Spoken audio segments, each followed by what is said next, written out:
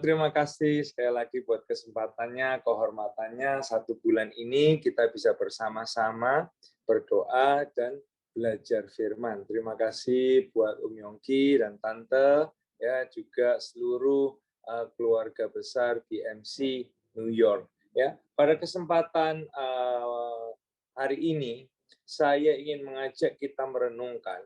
Saya ingin mengawali dengan satu cerita.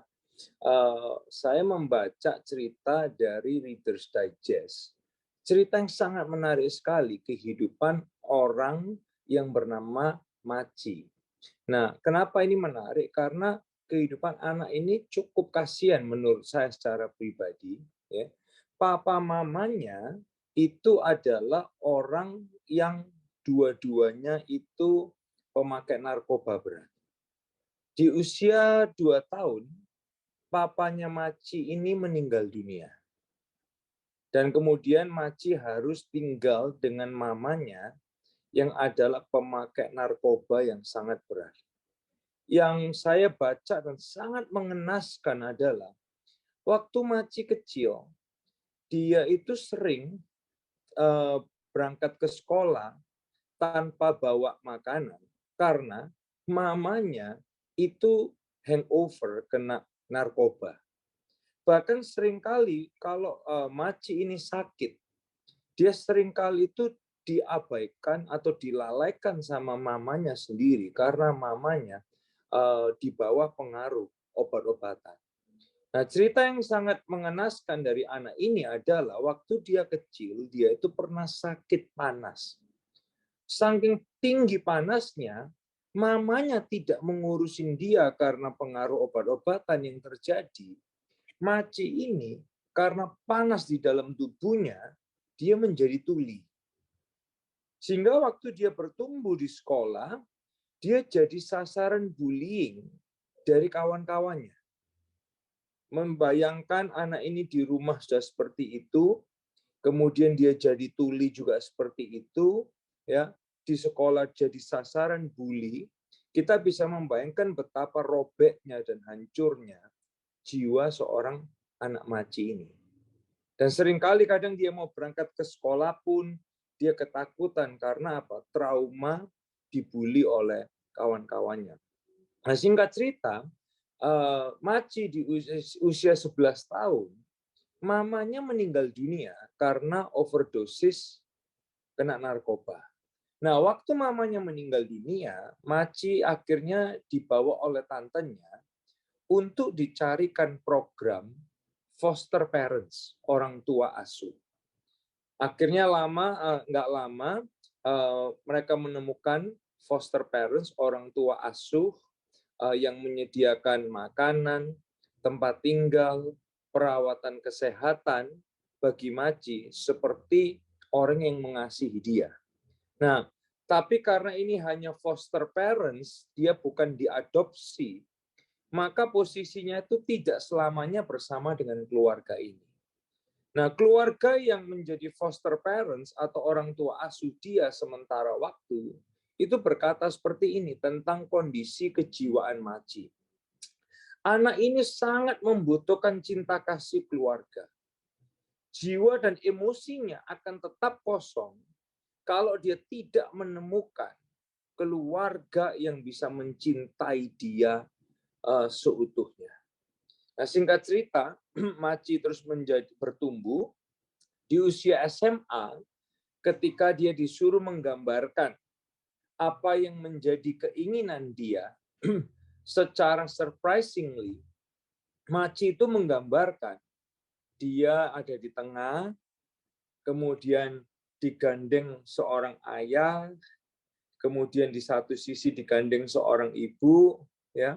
Kemudian di sisi yang lain dia menggambarkan dia punya saudara. Guru di SMA-nya waktu lihat itu sangat tersentuh. Nah, kemudian gurunya ini yang juga sudah punya keluarga ini mengajukan proses legal untuk mengadopsi Maci ini.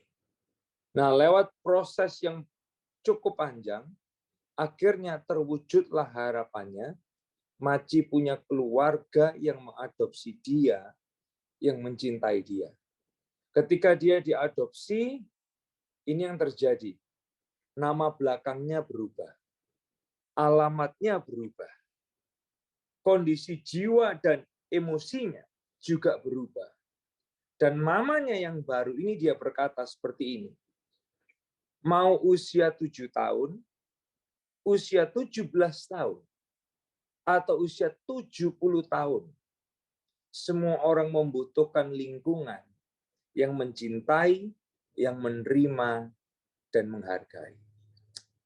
Dan itu yang dialami oleh Maci dan dilakukan oleh mamanya yang baru itu. Nah, Bapak Ibu Saudara sekalian, kenapa saya mengawali dengan cerita ini pada momen ini? Karena gini, di hari-hari ini, khususnya memperingatin apa yang Tuhan kerjakan bagi kita setelah dia naik ke sorga, dia mencurahkan Roh Kudus-Nya. Tuhan itu juga mengadopsi kita menjadi anak-anaknya Tuhan. Kita mungkin seperti Maci. Kalau Maci dia nggak bisa mendengar telinganya, ya dia punya cacat tubuh, jiwanya mungkin robek.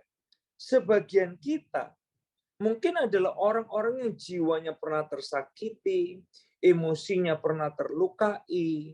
Mungkin kita juga nggak sempurna seperti Maci. Tapi Tuhan sangat mengerti kebutuhan kita untuk dicintai, diterima, dan dihargai.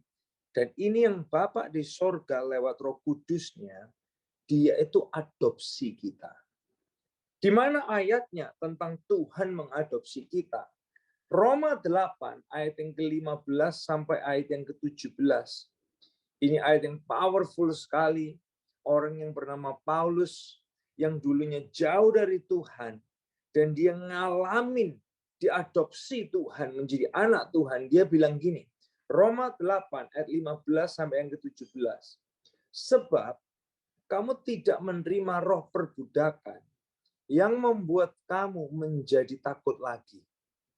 Tetapi kamu telah menerima roh yang menjadikan kamu anak Allah.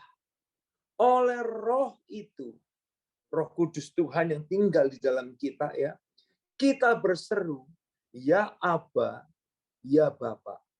Roh itu bersaksi bersama-sama dengan roh kita bahwa kita, Anda semua yang ada di Zoom ini adalah anak-anak Allah. Dan jika kita adalah anak, maka kita juga adalah ahli waris. Maksudnya orang-orang yang berhak menerima janji-janji Allah. Ini hal yang luar biasa sekali. Bahkan kalau saya boleh bilang gini di momen ini di pagi hari buat Anda yang ada di New York, Anda yang ada di Indonesia mungkin sore hari. Kalau saya boleh bilang gini, dibenarkan Tuhan itu dahsyat. Tapi diadopsi Tuhan, dicintai Tuhan, menjadi anaknya, itu sangat-sangat luar biasa. Ilustrasinya, gambarannya adalah gini. Kalau kita hanya dibenarkan, itu seperti hakim dengan terdakwa. Kalau hakim dia berkata gini, oke, terdakwa kamu punya banyak salah, ada list 1, 2, 3, 4, 5, 6, 7 kesalahanmu. Tapi karena kebaikanku, aku ampuni kesalahanmu dan kamu dibenarkan. Bagi kita mendengar itu sudah kayak, wow, luar biasa. Yang salah dibenarkan, itu anugerah. Hakim yang benar membenarkan orang yang salah, yang harusnya dihukum, itu anugerah luar biasa. Tapi hubungannya tetap hakim dan terdakwa. Nah, bayangkan ketika hakim itu selain membenarkan, dia berkata gini, selain aku benarkan kamu, aku jadikan kamu keluarga. Aku jadikan kamu anak. Maka relasinya bukan hanya hakim dan terdakwa, tapi relasinya jadi apa? Keluarga, bapak dan anak. Makanya kekristenan bukan hanya agama, tapi relasi dengan Bapa kita yang di surga. Nah, kalau kita pikirin ini, kok Tuhan mau ya adopsi kita ya? Kok Tuhan baik banget, lebih dari dibenarkan. Kita ini dicintai, kita disayangin. Tuhan perhatian banget sama kita dan menjadikan kita anak-anaknya. Kehormatan yang luar biasa. Bukan kita yang bisa mengatur Tuhan untuk adopsi kita. Bukan kita yang bisa minta Tuhan untuk jadi anak, tapi Dia yang memilih kita. Nah, coba kita bayangin. Saya sendiri di gereja berapa kali itu sering menjumpai orang-orang yang diskusi, konseling tentang mau mengadopsi anak. Kalau di Indonesia, kita semua kenal dengan istilah ini. Kalau mau adopsi anak, dilihat dulu bibitnya, dilihat dulu bebetnya, dilihat dulu bobotnya. Dilihat kejiwaan orang tuanya, ada bibit-bibit kejiwaan yang nggak benar nggak? Gitu. Dilihat dulu keterikatan orang tuanya. Ada keterikatan nggak? Jangan-jangan nurun ke anaknya. Gitu. Dilihat dulu bobot orang tuanya, kondisi keluarganya. Nah, Bapak Ibu Saudara sekalian, coba kita bayangin, manusia mau adopsi anak, mikirin bibitnya, bebeknya, bobotnya. Pernah nggak kita menyadarin kehormatan yang Tuhan bikin buat kita? Waktu Dia adopsi kita, bibit kita apa? Bibit kita, benih kita, itu dosa. Waktu Tuhan mau adopsi kita, bobot kita itu apa? Bobot dan potensi kita adalah dosa. Nah, oleh sebab itu, melalui kesempatan ini luar biasa ya Tuhan lewat Roh Kudus. Kita bukan cuma dibenarkan, tapi kita ini diadopsi jadi anak-anaknya Tuhan. Dia yang bangun jalannya, dia yang bangun aksesnya, dia yang buka kesempatannya, supaya kita bisa merasakan kedekatan, kasih sayang, pembapaan, kemurahan hati Tuhan. Dan seperti Maci tadi, waktu dia diadopsi, nama belakangnya berubah, kemudian alamatnya berubah, kondisi jiwa emosinya berubah, tujuan hidupnya berubah. Demikian juga kita. Waktu Tuhan adopsi kita, identitas kita berubah. Bukan lagi hamba, tapi anak kesayangan Tuhan. Dan Tuhan itu Bapa kita. Tujuan hidup kita berubah. Tujuannya dulu mungkin hamba dosa adalah neraka. Tapi setelah kita diadopsi Tuhan, sorga itu rumah kita, dan setiap hari kita satu hari makin dekat dengan rumah Bapa. Panggilan kita diubah. Kalau kita anak Allah, maka semua orang Kristen itu juga saudara kita, dan hatinya Tuhan itu juga jadi panggilan hati kita semua. Sehingga pertanyaannya hari ini, apa yang bisa kita lakukan? Apa yang bisa kita lakukan untuk menghormati kehormatan yang Tuhan berikan ini? Nggak ada satupun kita yang bibitnya bagus, yang bobotnya bagus, tapi hanya oleh anugerah Tuhan, lebih dari dibenarkan, kita dicintai, dipilih Tuhan, diperhatikan Tuhan, jadi anak-anaknya Tuhan. Walaupun bibit kita dosa, walaupun bobot kita itu kekurangan, ketidaksempurnaan, dan dosa. Nah, apa yang bisa kita lakukan untuk menghormati kebaikan Tuhan ini? Yang bisa kita lakukan adalah ini yang pertama, nikmati kedekatan dengan Bapa. Nikmati. Anda yang menikmati momen berdoa seperti ini, Anda luar biasa. Dan saya yakin Anda melakukannya bukan hanya karena legalitas, formalitas, tapi Anda melakukannya karena dari hati yang ini menikmati kedekatan dengan Bapa kita di surga. Sehingga berdoa bukan lagi beban, tapi berdoa itu jadi kehormatan. Penyembahan bukan buang waktu, tapi penyembahan itu jadi kehormatan, kita menghargai kebaikan Tuhan yang udah adopsi kita jadi anaknya. Yang pertama itu menikmati kedekatan kita dengan Bapa. Karena kekristenan itu bukan agama, tapi kekristenan adalah relasi dengan Tuhan, dengan Bapa kita yang di sorga. Yang kedua, yang kita bisa lakukan adalah gini, muliakan Tuhan lewat hidup kita. Efesus 1 ayat yang ketiga, Paulus yang sadar dia itu dulu hamba dosa, kemudian diadopsi jadi anak-anaknya Allah. Paulus dia memuliakan Tuhan, dia bilang gini, terpujilah Tuhan dan Bapa Tuhan kita Yesus Kristus. Dia nggak cuma bilang terpujilah Tuhan Yesus Kristus, tapi dia bilangnya gini, terpujilah Tuhan dan Bapa Tuhan kita Yesus Kristus. Wow. Kenapa kok Paulus bilang terpujilah Tuhan?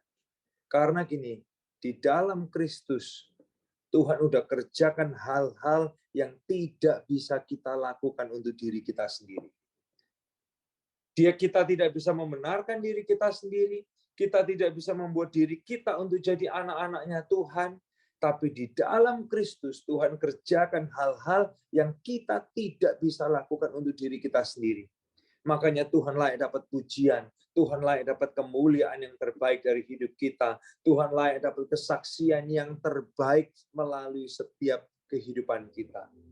Jadi itu yang kedua yang bisa kita lakuin. Dan yang ketiga yang bisa kita lakuin adalah ini, apapun yang kita lewatin, apapun yang kita hadapi, kita bisa panggil dia Bapa. Kalau hari ini Anda mungkin bertumbuh, orang tua yang udah meninggalkan kita di usia muda, dan lain sebagainya. Tapi biar kehadiran Tuhan sebagai Bapa kita, itu terus menyempurnakan kita, menyempurnakan jiwa kita, menyempurnakan emosi kita, menyempurnakan identitas kita. Apapun yang terjadi, kita bisa panggil dia Bapa. Bapa yang baik dan luar biasa. Seperti Mama Maci tadi di atas, dia bilang, mau usia 7 tahun, mau usia 17 tahun, mau usia 70 tahun, semua orang butuh lingkungan yang mencintai, yang menerima, dan menghargai. Kita bersyukur lewat Roh Kudus. Kita bukan cuma dibenarkan, tapi kita diadopsi jadi anak-anak Allah. Dibenarkan Tuhan itu dahsyat, tapi dicintai, diperhatikan, dan dijadikan anak kesayangan Tuhan. Itu adalah hal yang sangat luar biasa. Dan waktu kita diadopsi, identitas kita berubah. Semua kita bisa berkata gini, aku anak kesayangan Tuhan. Bukan cuma nama kita di paspor, nama kita di KTP, bukan hanya nama kita di citizenship card kita, tapi kalau saya lihat nama saya, Elia Sutopo, anak kesayangan Tuhan. Kita semua bisa berkata itu karena apa? Kita diadopsi Tuhan, identitas kita diubahkan. Dan 3 hal yang bisa kita lakuin simple aja hari ini. Yang pertama, nikmati kedekatan dengan Bapa. Yang kedua, muliakan Tuhan lewat kehidupan kita, lewat pekerjaan kita, lewat aktivitas kita, lewat profesionalisme kita. Dan yang ketiga, panggil dia Bapa. Dia Bapa yang baik. Dia bukan hanya Tuhan yang besar, tapi dia Bapa yang mau dekat dengan hidup kita. Terima kasih buat kesempatannya. Saya berdoa pagi ini, kita semua bersyukur kita punya Bapa yang luar biasa, dan kita semua anak kesayangannya Tuhan. God bless us.